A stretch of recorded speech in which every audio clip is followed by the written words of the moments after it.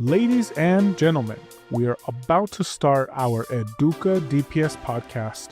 Today, our topic is bullying prevention. Before we start, I want to take this opportunity to thank our sponsor, VS America, the suppliers of agile furniture for our schools. Together, we are creating future-ready learning environments where comfort, choice, and engagement drive every student's success. Are you ready for takeoff? In 3, 2, 1, let's go.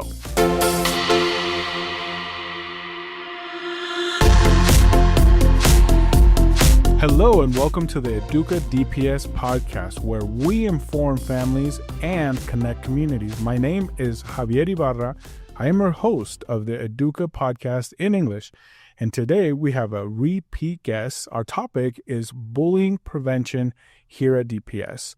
Wes, welcome to the EDUCA studios. As you noticed, we have new furniture and you're a repeat guest. How many times have you been on the show now? Yes. Hi, Javier. So Wes Ogburn. My pronouns are he, him, his. My divas are Bjork, Beyonce, and Dolly Parton. Okay. And yes, it is true. This is like a new space. So I've been here about 3 or 4 times. And yeah, you guys have a new setup here. I think one more time and you get a punch card so you can get like a free coffee. Ready. Wes, what is the most gratifying thing about the work that you do here at DPS?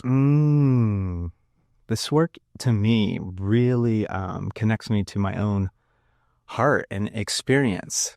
And so I think about little Wes as a young kid who was quite different and unique, I think, in the school setting as a queer boy. And so this work for me connects me to being that person and working on creating that space where little Wes could be the queer boy that he was and is.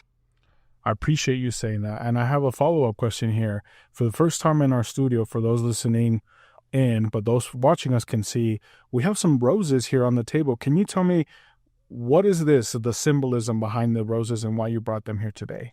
Yeah, so DPS's vision is that every learner thrives. And when I think about that vision and apply it to the work that I'm leading and working on in partnership with folks, is that our schools are a place of such belonging that we bloom to the fullest, highest expressions of who we are. So the conditions are such that we can be the unique people, individuals that we are. I like that. I like that from harm. So thank you for that. And thank you for bringing our first props here on the show. Oh, nice. Yes. For our audience, I want to give them a little bit about the topic today. So starting off with how Denver Public Schools prioritizes the safety and inclusivity by addressing bullying through restorative practices and comprehensive prevention. This is very important.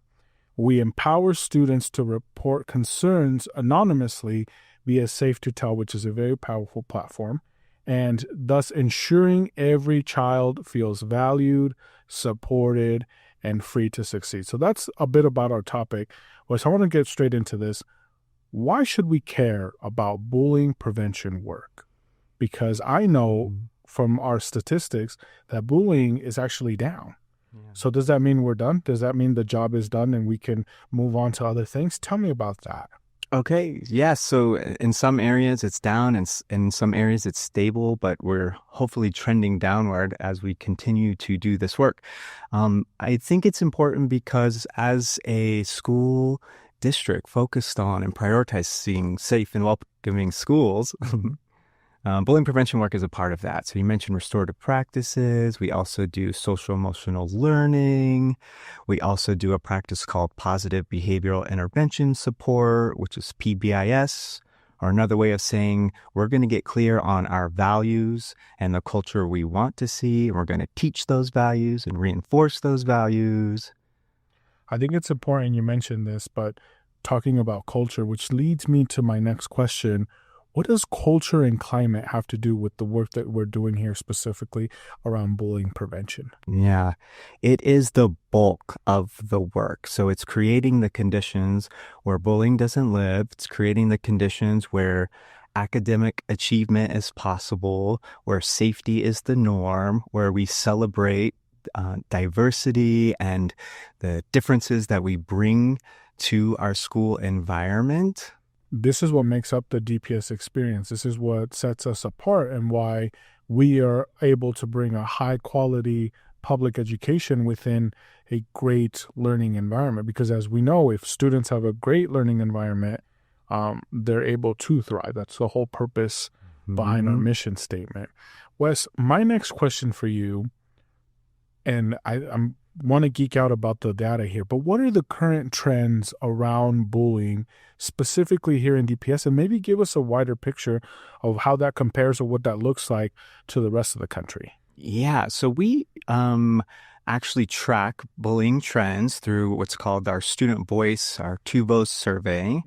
And so the good news is we've discovered that in our high schools and our middle schools, we are trending a lot lower than national averages. So in middle schools, we have 16% of students, 16% of students who have said they've experienced bullying. And in our high schools, we have about 5% of kids who have said that they've experienced bullying. And this compares to 20% on national averages. Oh, wow. Yeah, so we have 5% less in our middle schools, and then we have, what is that, 10%? 10, 15, less. Yeah. 10, 15. Yeah, exactly. In our high schools.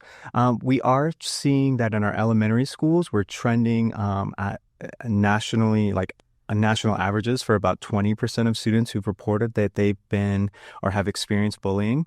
And another unique data point that we have captured is that our LGBTQ plus students have reported that they're more likely to have been the target of bullying, and they're also more likely to report that they don't feel as safe at school. Interesting trends. Yeah. Interesting trends. There's hope, right? There's good news, but there's opportunities for improvement, right? Because 5% is not 0%. Yeah, wouldn't that be amazing? I want to ask, because we set up the foundation, right, of where we are and how we gauge and how we compare to the rest of the country. But let's talk about our methodology. Let's talk about the boots on the ground. What are we doing to engage? What are we already doing to engage this sort of work at the school level? So I think of 3 primary practices that we have across our district. The first one being the Positive Behavioral Intervention Support, PBIS, or it's a fancy way of saying we have established what our values are, and each school sort of establishes this is what we value, and this is what those values look like in real time. This is how we show that we value or have these values. So things like community, safety, equity, those would be values connected to bullying prevention work. And then also social emotional learning is another practice, strategy, approach, philosophy, where we're teaching students and our staff social emotional learning concepts such as empathy, friendship, how to self-regulate, interpersonal skills. Very important. That self-regulate, I think, is the core concept of the tools of the mind that happens at our ECE level, right? And so they're learning how to self-regulate at such a young age, and because it's all about bullying prevention, right? It's all about social emotional learning, and if we can start from the beginning and teach kids how to play, but in a way that works for everyone, that's how they self-regulate. So I'm glad that you mentioned that.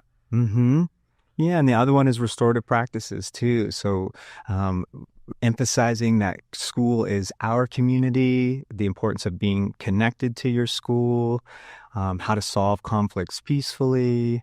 So those are 3 prevention practices, approaches that DPS uses. I'm interested in the last one, restorative practices. Can you kind of give me maybe a hypothetical or an example of what that looks like? Because restorative practices sounds like a term that I haven't really come into contact with a lot, and especially if I was from the outside looking in, what does that look like? Just so for our listeners to kind of get a visual here. Yeah, shout out to Marcus Spearman. So this is his team and his work, but the idea is that school is a community that you feel connected to and that you value.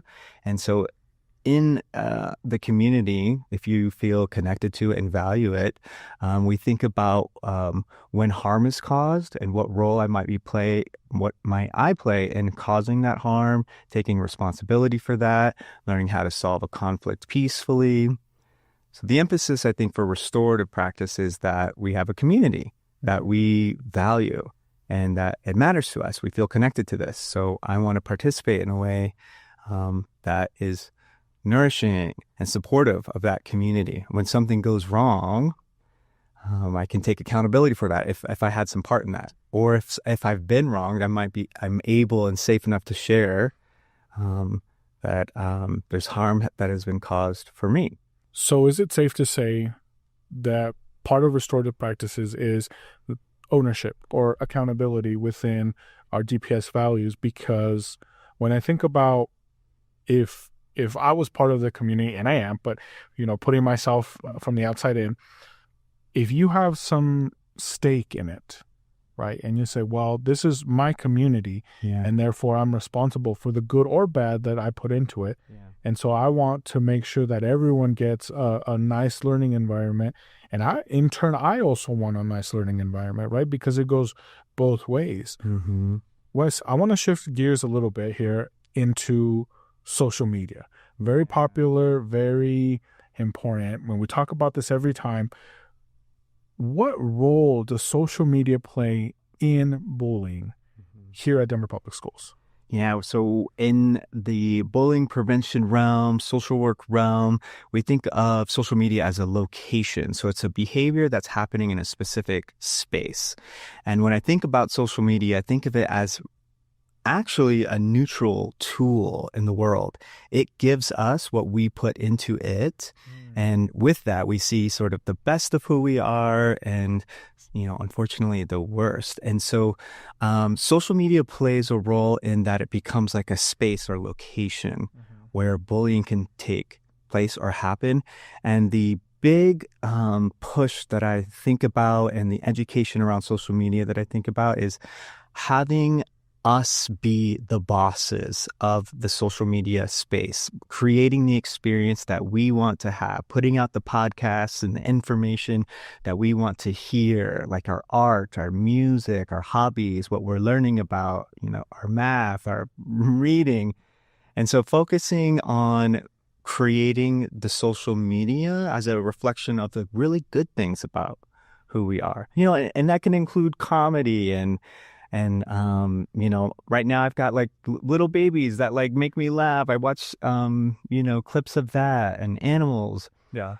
And so I think when I think of prevention, it's like, let's put us back in our seat of power with social media, and really create it as a tool that serves us instead of a tool that separates.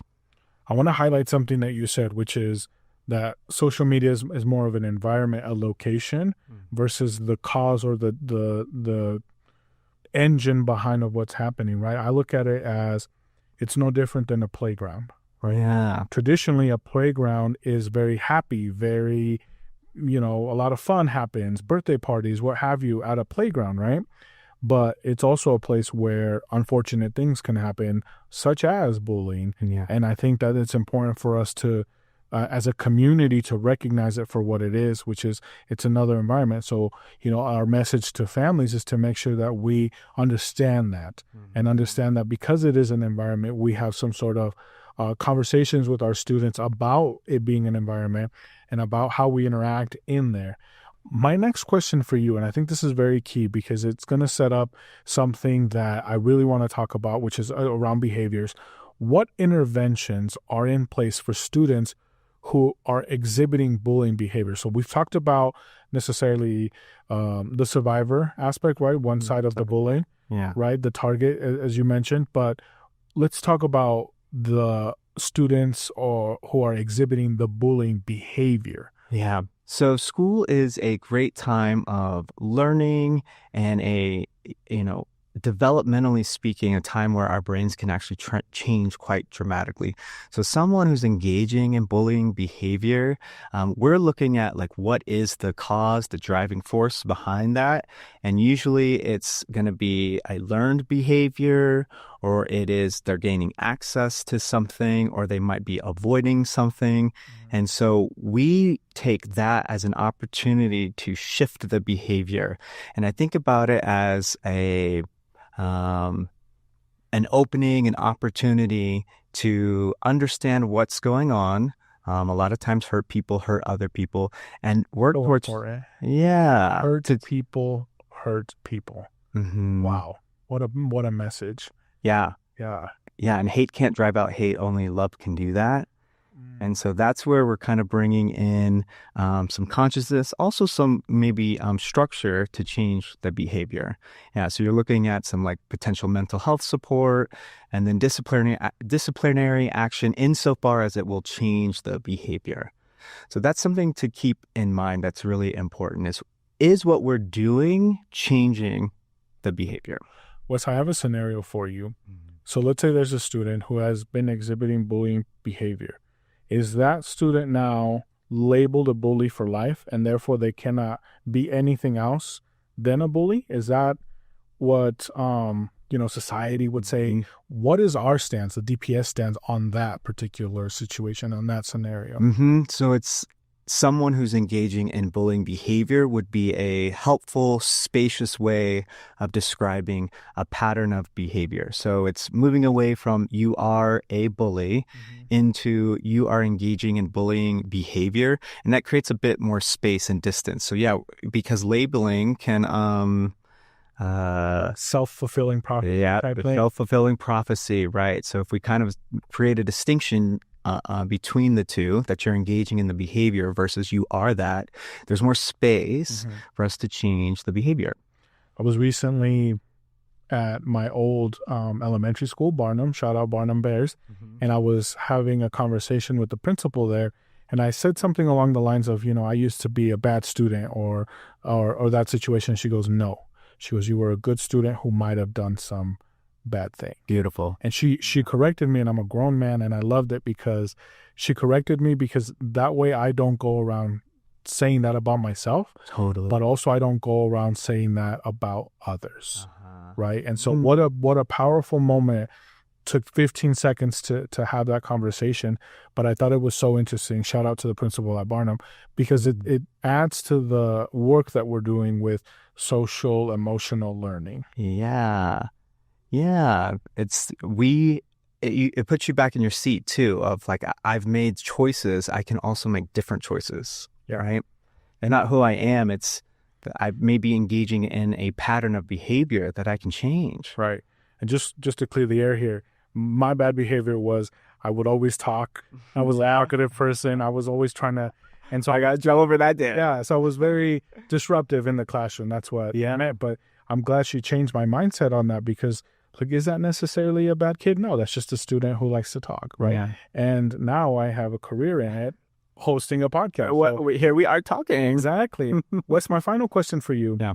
Do you have a message for parents? Do you have something that you want to say to them, advise them on, give them resources, anything like that? Yeah. So from a prevention standpoint, thinking about making your home the safe place, the place that students can come to feel like they can be themselves, they can talk to you. And so I would say that is probably priority. When our homes are safe, when our homes are the place that we can go to, it's what we call a protective factor. And so it can buffer from a lot of the other unhelpful aspects, or, some of the stuff that comes at us in the world. We know that home is safe. It's a huge protective factor. So really thinking about creating the conditions at home of safety. And then if there is a problem, reaching out to anyone at the school first to report, hey, that this has been going on with my student, letting folks at the school know. And then I would also say, if your kid is the bully, you got to tell them to knock it off. So we need that parent partnership, and, be willing to recognize perhaps my student may be engaging in bullying behavior, and take action to stop that behavior. Right, because there's a fine line between a joke and then bullying. Yeah. So if someone's joking around at the expense of another student, that is considered bullying behavior. Yeah, having conversations around what is like, your standard Like or your routine. value, Yeah. your values. Yeah, and what when teasing might move into bullying. Right. So having conversations about what bullying behavior is. Absolutely. Yeah. Well, Wes, always a pleasure having you on Thanks. the podcast, and we look forward to having you many more times to talk about trends and new things that your office and your team is working on. So I just want to thank you for coming on to the show today. Yes. Great to be here. Thank you, Javier. Thank you. Well, friends and families, this concludes our EDUCA DPS podcast for today. Again, I want to give a big thank you to our guest, Wes Ogburn, for sharing this important information. And I'd like to ask all of you listening to please help share this content if you found this helpful, if you think someone in your immediate circle might find some value in this. They can also subscribe to our YouTube channel at Denver Public Schools Plus, where you can find all of our EDUCA content as well as all of our multimedia productions. And if you are a consumer of podcasts, you can also find us on all the major platforms. Just search for the Denver Public Schools Podcast Network. Our gratitude goes out to the entire communications department here at DPS. And we want to give a big thank you to our proud superintendent of Denver Public Schools, Dr. Alex Marrero, for his continued support to the EDUCA DPS podcast and all of our multimedia productions.